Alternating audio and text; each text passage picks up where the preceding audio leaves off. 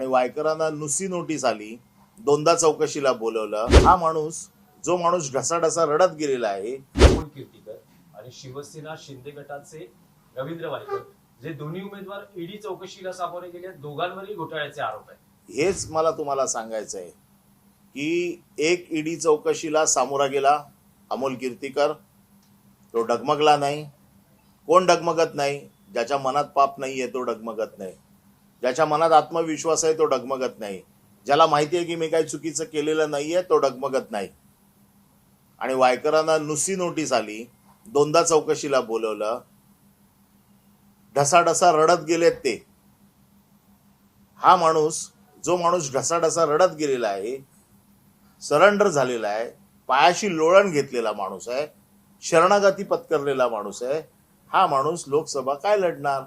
आणि उद्या जर एखादा प्रश्न राहिला उभा की ज्याच्यासाठी तुम्हाला सर्वस्व पणावा लावावं लागतं, असं सर्वस्व पणाला लावण्याची जर वेळ आली तर अशा वेळेला हा उमेदवार टिकणार का?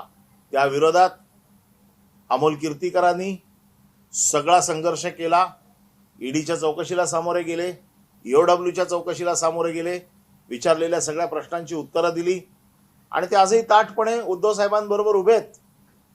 आणि त्यांनी स्पष्ट सांगितलेलं आहे, मी काही केलेलं नाहीये, मी घाबरणार नाही, माझ्यावर किती दबाव आला तरी मी उद्धव ठाकरेंना सोडणार नाही। महाराष्ट्रातील सर्व बातम्यांचे विश्वासार्ह व्यासपीठ, सकाळच्या सर्व सोशल मीडिया प्लॅटफॉर्मला लाईक, फॉलो आणि सबस्क्राईब करा। तसंच सर्व नोटिफिकेशनसाठी बेल आयकॉन प्रेस करायला विसरू नका।